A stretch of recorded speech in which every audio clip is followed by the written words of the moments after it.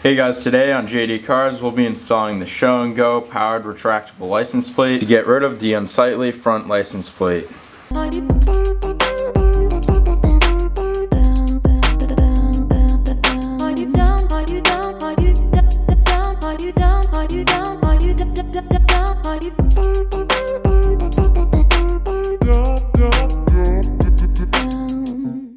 I'll do a little unboxing here to show you everything that's included. So obviously some instructions. We've got the receiver, which we're going to be mounting under the hood, and 2 remote controls. Then we've got some miscellaneous hardware. Then we've got the main unit itself. As you can see, you're going to mount the license plate here. This is the electric motor which drives it to fold it in and out. And we've just got a couple other miscellaneous things in the box to help neaten things up.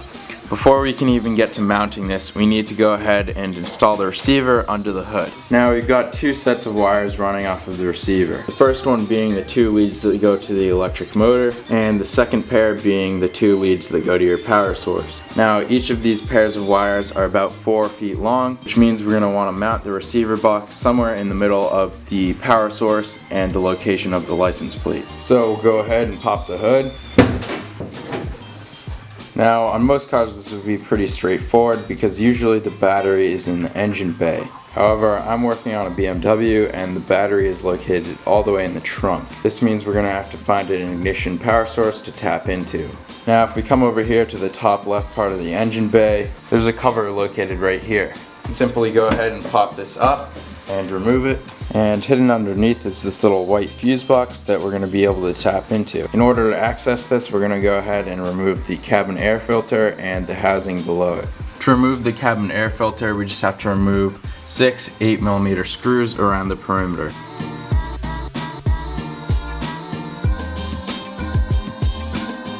Once removed, you can just pull the cabin air filter right off like so.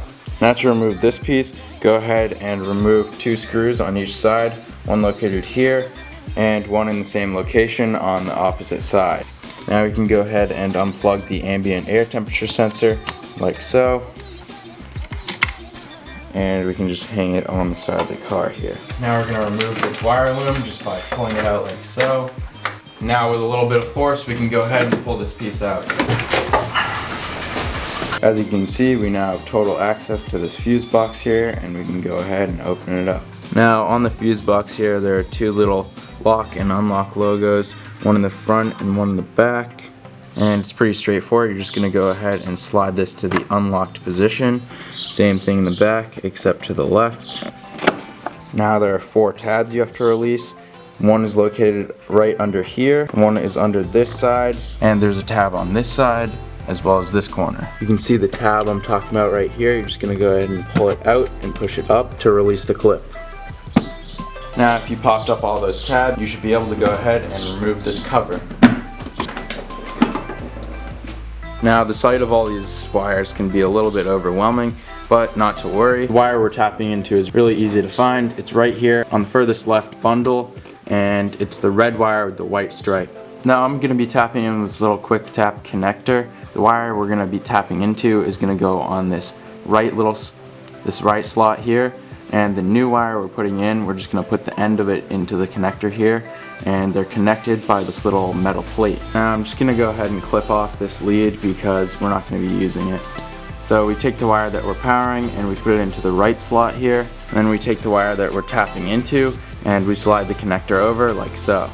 Now I take some needle nose pliers or anything capable of doing this and crimp down the connector. Now we can go ahead and close it up, and as you can see, it's nice and snug.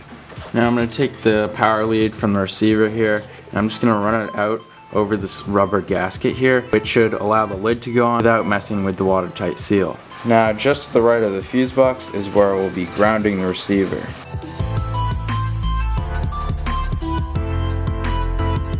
Now I went ahead and grabbed a little flat washer here just to make sure we don't bend or crush the lead.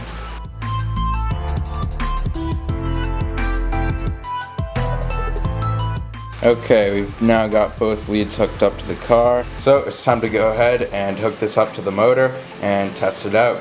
So we've got 2 different wires here.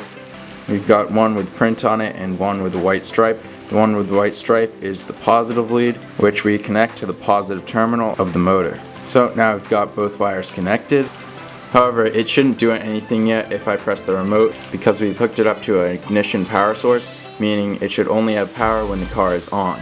So we'll go ahead and press the button here, and nothing happened. That's good. Now we're going to go ahead and put the key in and give the car ignition power. Now it's time to really test it out. Go ahead and press the open button here, and it'll slide out and fold up.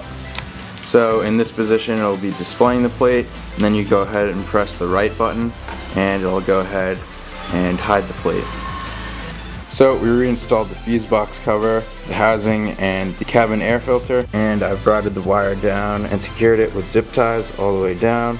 And I've secured the receiver box here with some zip ties, and I've fed the motor leads through this hole here. Now I'm going to remove 4 T30 Torx screws on the top of the bumper here to give us more room to work with.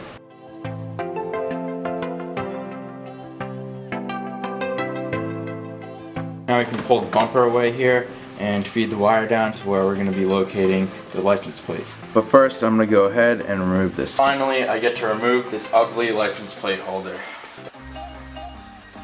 That's pretty funny. It was secured from the factory with chute screws. The car looks much better without a front plate. Now I'd like the license plate to fold out and to be displayed in the same location as it is from the factory. So we're gonna have to do a bit of trimming to this little grate here, as well as some piece of plastic behind the grate.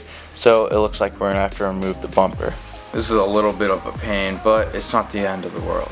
First, I'm going to go ahead and jack up the left side of the car here.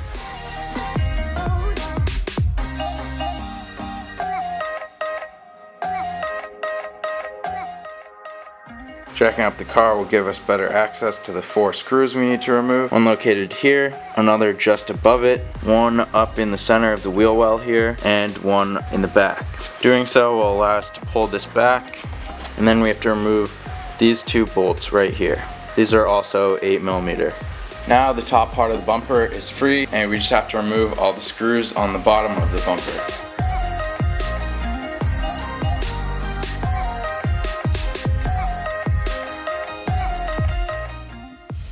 Alright, now we just have to remove the same 6 screws on the other side of the car.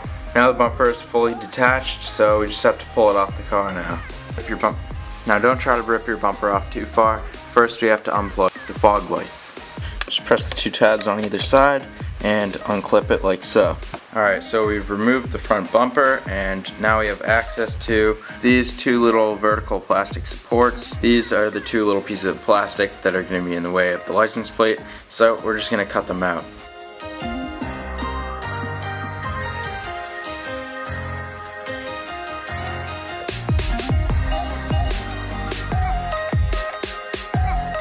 Alright, so I'm planning for the license plate to pop out right through here and sit right here where it originally did. So we're just going to need to use the Dremel to trim out this little area so the license plate can live back there.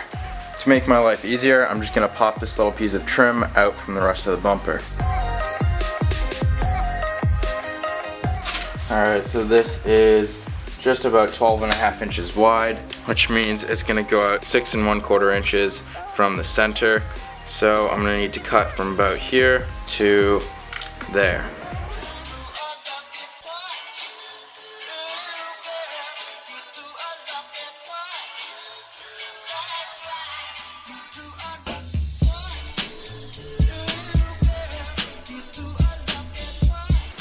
Alright, just finished our cuts with the Dremel, and we can just peel this piece out.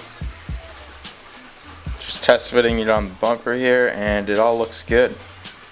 So I've got the bumper loosely fit on the car here, and I've run into a slight issue.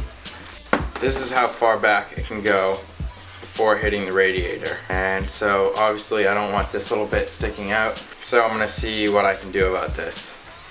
Alright, so I'm still in the midst of working on this, and I don't have time to finish this up and edit the whole video in time for this week's upload.